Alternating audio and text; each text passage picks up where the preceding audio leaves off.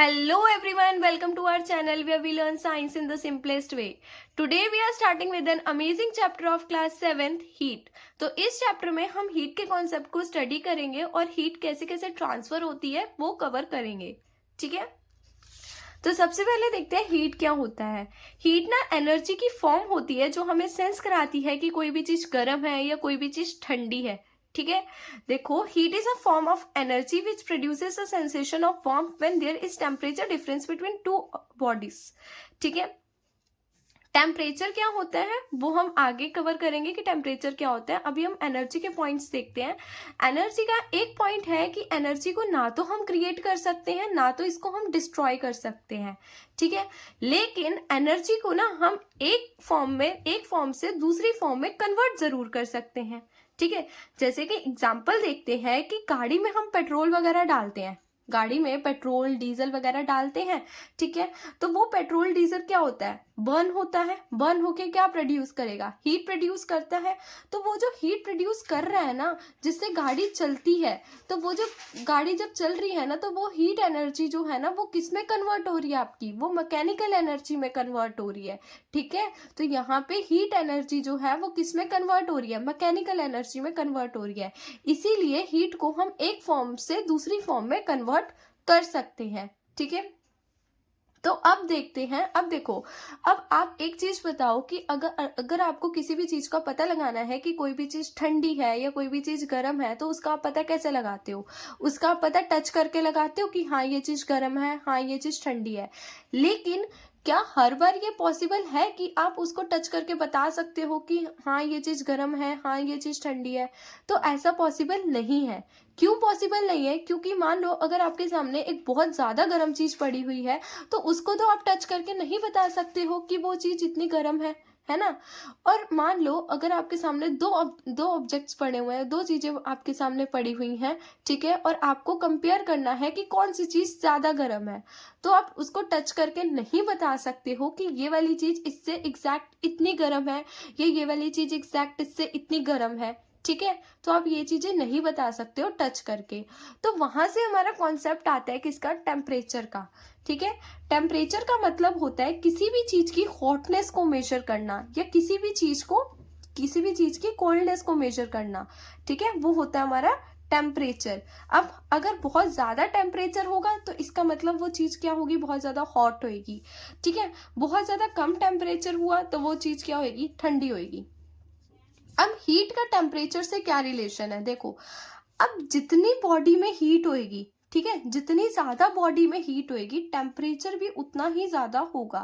ठीक है, इसीलिए हीट जो है वो डायरेक्टली प्रोपोर्शनल है किसके, टेम्परेचर के. ठीक है, अब देखो टेम्परेचर को हम मेजर किससे करते हैं, मतलब कोई ऐसा डिवाइस भी तो होता है जिससे हम टेम्परेचर को मेजर करते हैं. तो टेम्परेचर को हम मेजर करते हैं थर्मामीटर से. किससे मेजर करते हैं, थर्मामीटर से हम टेम्परेचर को क्या करते हैं, मेजर करते हैं. ठीक है, अब जैसे हम लेंथ को नापते हैं, मेजर करते हैं मीटर सेंटीमीटर्स में, तो वैसे ही हम टेम्परेचर को भी मेजर करते हैं कुछ यूनिट्स में. ठीक है, तो वो देखते हैं कि टेम्परेचर को हम किन किन यूनिट्स में मेजर करते हैं. तो सबसे पहली यूनिट आती है टेम्परेचर की, सेल्सियस. कौन सी यूनिट आती है, सेल्सियस, जिसको हम डिग्री सी करके लिखते हैं. अब जैसे कि हमने लिखा 98 डिग्री सेल्सियस. ठीक है, इसको हम ऐसे रिप्रेजेंट करते हैं. ठीक है, सेकेंड यूनिट आती है इसकी केल्विन. कौन सी यूनिट आती है, केल्विन. अब केल्विन जो होता है ना वो टेम्परेचर की ऐसा यूनिट होती है. अब आपके एग्जाम में एमसीक्यू में पूछे जाने वाला ये क्वेश्चन है कि टेम्परेचर की ऐसा यूनिट क्या होती है, तो टेम्परेचर की ऐसा यूनिट होती है केल्विन. ठीक है, तीसरी यूनिट होती है फ़ारेनहाइट, जिसको हम डिग्री एफ करके क्या करते हैं, रिप्रेजेंट करते हैं. ठीक है, अब देखते हैं हमारे थर्मामीटर कितने टाइप के होते हैं. अब जो हमारे थर्मामीटर होते हैं ना वो हमारे दो टाइप के होते हैं. एक टाइप होता है हमारा क्लिनिकल थर्मामीटर, एक टाइप होता है हमारा लेबोरेटरी थर्मामीटर. क्लिनिकल थर्मामीटर में क्या होता है, क्लिनिकल थर्मामीटर वो थर्मामीटर होते हैं जो यूज करे जाते हैं हमारे बॉडी के टेम्परेचर को मेजर करने के लिए. ठीक है, जो क्लिनिक्स वगैरह में यूज करे जाते हैं, जो डॉक्टर वगैरह फीवर वगैरह नोट करने के लिए यूज करते हैं ना, वो होते हैं क्लिनिकल थर्मामीटर. ठीक है, अब लेबोरेटरी थर्मामीटर क्या होते हैं, लेबोरेटरी थर्मामीटर वो थर्मामीटर होते हैं जो लैब्स वगैरह में यूज करे जाते हैं. ठीक है। और ये कोई ना कोई ऑब्जेक्ट के टेम्परेचर को मेजर करने के लिए यूज करा जाता है। जैसे पानी का टेम्परेचर आपको नोट डाउन करना है, ठीक है, आपके सामने मान लो चाय पड़ी हुई है, आपको उसका टेम्परेचर नोट डाउन करना है, तो आप किसका यूज करोगे? आप लेबोरेटरी थर्मामीटर का यूज करोगे। क्लियर? अब क्लिनिकल थर्मामीटर को डिटेल में पढ़ते हैं, क्लिनिकल थर्मामीटर होता कैसा है, ठीक है। तो देखो, क्लिनिकल थर्मामीटर का पहले स्ट्रक्चर देखते हैं। स्ट्रक्चर क्या होता है क्लिनिकल थर्मामीटर का? तो कुछ क्लिनिकल थर्मामीटर कुछ ऐसे दिखता है हमारा, ठीक है। क्लिनिकल थर्मामीटर ना पूरा का पूरा ग्लास का बना हुआ होता है, ठीक है। और क्लिनिकल थर्मामीटर कुछ ऐसे नैरो होता है, ये देख सकते हो आप यहाँ से, ये नैरो होता है, ठीक है। और क्लिनिकल थर्मामीटर में एक एंड पे क्या होता है? बल्ब होता है। क्या होता है? क्लिनिकल थर्मामीटर के एक एंड पे बल्ब होता है, और बल्ब के अंदर ना एक लिक्विड फिल होती है, जिस लिक्विड का नाम है मरकरी। अब ये जो मरकरी है ना, ये काफी ज्यादा टॉक्सिक होती है, जो आपकी बॉडी में जाके आपके बॉडी को बहुत ज्यादा क्या कर सकती है? हार्म कर सकती है, ठीक है। और मरकरी ना जो होता है वो हीट सेंसिटिव होती है। हीट सेंसिटिव का मतलब है जैसे ही मरकरी को हीट मिलती है, जैसे ही मरकरी को हीट मिलती है ना, तो मरकरी क्या होना शुरू करती है? मरकरी एक्सपेंड होना शुरू करती है, फैलना शुरू करती है, ठीक है। जैसे ही मरकरी को मान लो हीट मिली, तो ये कैपिलरी ट्यूब के ऊपर ऊपर जाके क्या करेगी? एक्सपेंड करेगी, ठीक है। अब और थर्मामीटर में ये जो आप ट्यूब देख रहे हो, ये ट्यूब, इस ट्यूब को हम बोलते हैं कैपिलरी ट्यूब। और थर्मामीटर में एक चीज और होती है, ये जो आप देख रहे हो यहाँ पे एक थोड़ा सा मोड़ देख रहे हो, एक बेंड देख रहे हो, इसको हम बोलते हैं किंक बोलते हैं। इसको हम क्या बोलते हैं?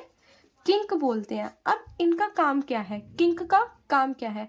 अब जैसे देखो, डॉक्टर आपका टेम्परेचर नोट करता है ना, डॉक्टर आपका टेम्परेचर नोट डाउन करता है, तो आपकी बॉडी से क्या प्रोड्यूस होती है? हीट प्रोड्यूस होती है।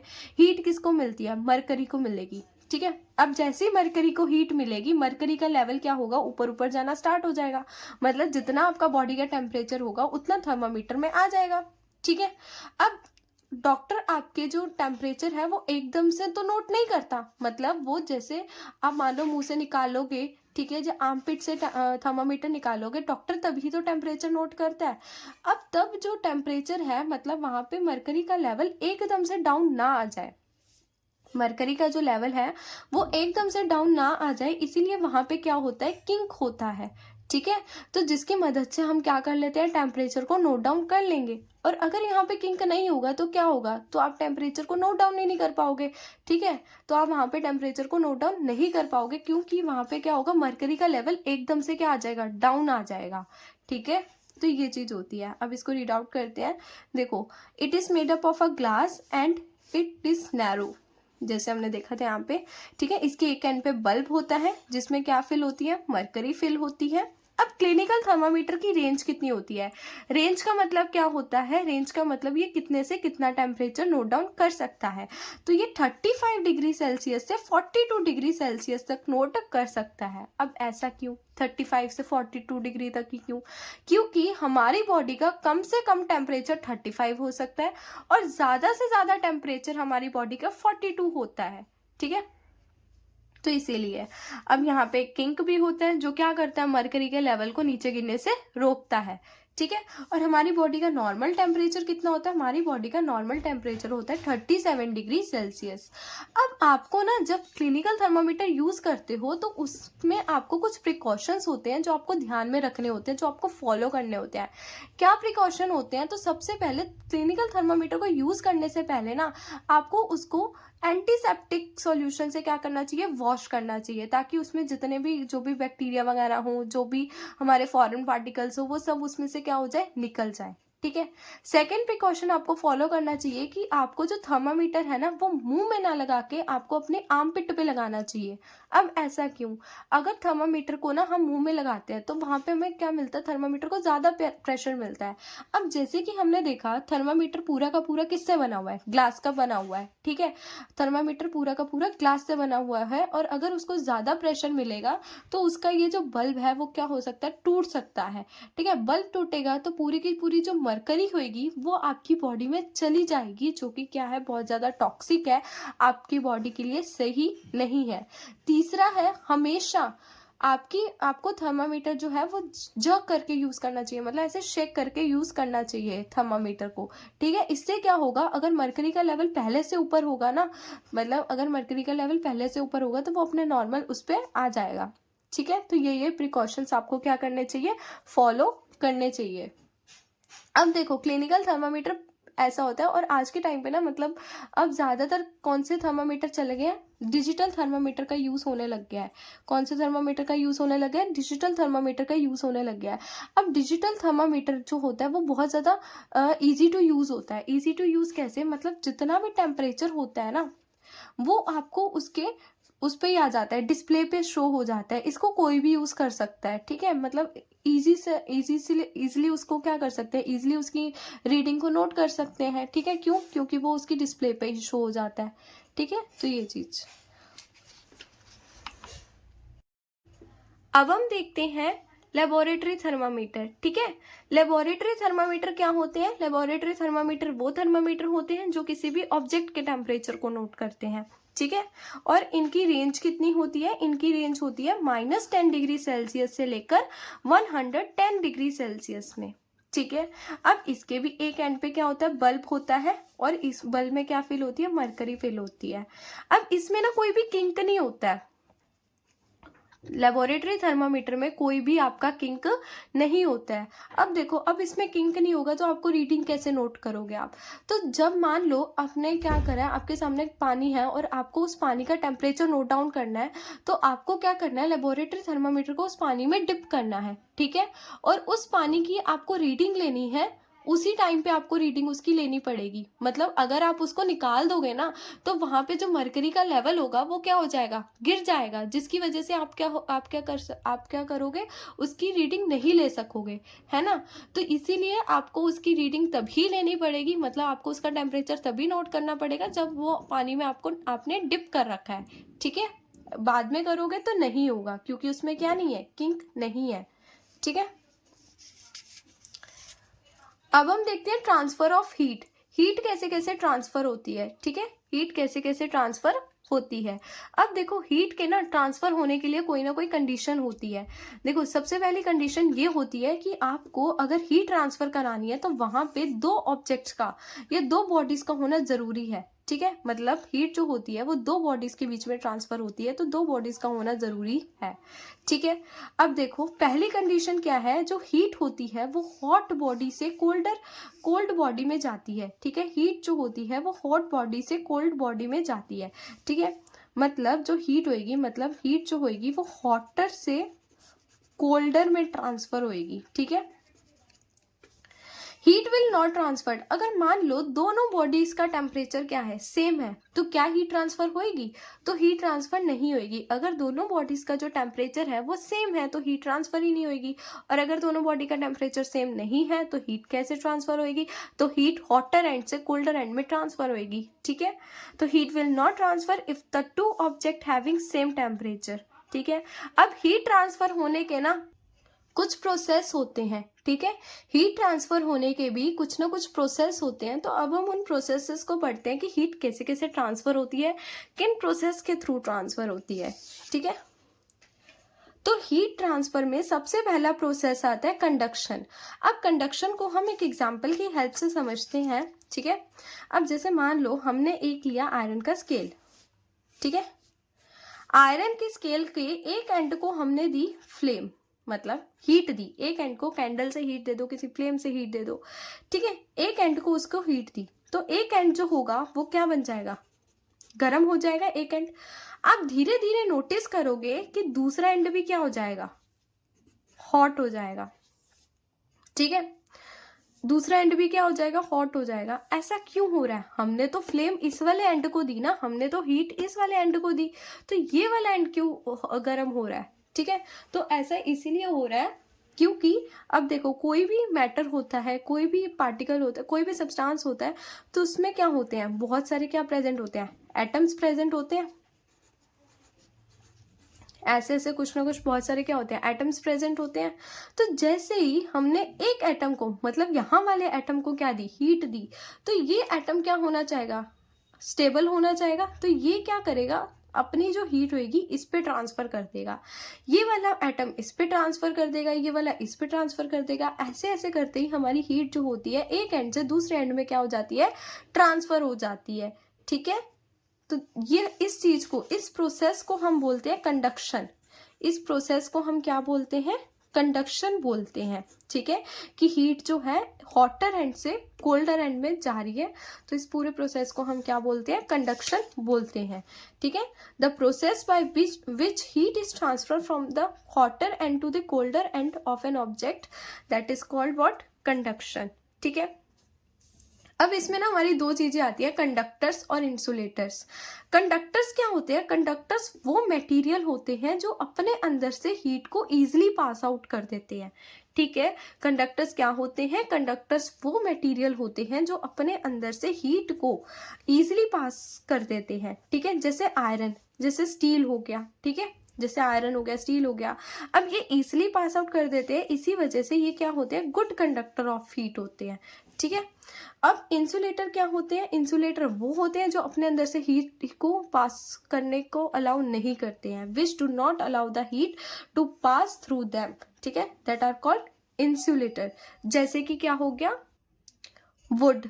ठीक है, वुड हो गया, प्लास्टिक हो गया, वाटर हो गया, एयर हो गया, ये सब। अब आपको ना एग्जाम में क्वेश्चन पूछा जाता है, कंडक्टर्स और इंसुलेटर के बीच का आपको डिफरेंस पूछ सकते हैं। ठीक है, यहाँ से बहुत सारे क्वेश्चंस आते हैं, आपसे पहला क्वेश्चन यहाँ से पूछ सकते हैं, कंडक्टर और इंसुलेटर के बीच का डिफरेंस क्या है, दोनों की डेफिनेशन पूछ सकते हैं। ठीक है, और आपसे इन दोनों के एग्जाम्पल्स भी पूछ सकते हैं। ठीक है, दूसरा प्रोसेस आता है हमारा कन्वेक्शन का। अब देखो कन्वेक्शन क्या होता है, कन्वेक्शन को भी ना एक एग्जांपल की हेल्प से समझते हैं। ठीक है, अब जैसे मान लो यहाँ पे हमने कोई बीकर लिया। ठीक है, यहाँ पे हमने क्या लिया, कोई बीकर लिया, और बीकर को हमने क्या दी, फ्लेम दी, मतलब बीकर को हमने यहाँ पे क्या दी, हीट दी, और बीकर में हमने डाल दिया पानी। अभी इसको बीकर को क्या मिली, हीट मिली, तो बीकर के अंदर क्या है, पानी है। ठीक है, तो बीकर के अंदर, बीकर क्या हो जाएगा, गर्म हो जाएगा, वाटर भी क्या होगा, गर्म होएगा, तो वाटर क्या होता है, बॉयल होना स्टार्ट हो जाता है। अब ये वाटर जो है वो बॉयल होना कैसे स्टार्ट होता है, तो देखो, अब जैसे वाटर के ये वाले पार्टिकल्स हैं, मतलब सबसे नीचे वाले जो पार्टिकल है वो सबसे पहले हीट होंगे, वो सबसे पहले हीट होंगे। तो देखो, जब भी कोई चीज हीट हो जाती है, पार्टिकल जब भी हीट हो जाते हैं, तो वो क्या हो जाते हैं, हल्के हो जाते हैं, और वो ऊपर जाना क्या कर देते हैं, स्टार्ट कर देते हैं। तो देखो, हीट मिली, हीट किसको मिली, सबसे नीचे वाले पार्टिकल्स को क्या मिली, हीट मिली, तो ये जो पार्टिकल्स होंगे अब ऊपर चले जाएंगे। ठीक है, और ये जो आप सेकेंड लेयर देख रहे हो, ये जो सेकेंड लेयर होगी पार्टिकल्स की, अब वो नीचे आ जाएगी, फिर ये वाले पार्टिकल्स हीट होंगे, फिर वो ऊपर चले जाएंगे। ठीक है, फिर उसके बाद थर्ड वाली लेयर उसकी जगह ले लेगी। ऐसे होता है, ऐसे हमारा जो पानी होता है वो बॉयल होता है, और ये जो प्रोसेस होता है ना हमारा, इस प्रोसेस को हम बोलते हैं कन्वेक्शन। ठीक है, the process of heat transfer due to the actual movement of heat particles that are called convection. जैसे कि हमने देखा था कि जो हीट हो रही थी वाटर पार्टिकल्स को मिल रही थी, और वाटर पार्टिकल्स क्या हो रहे हैं, राइज अप हो रहे हैं।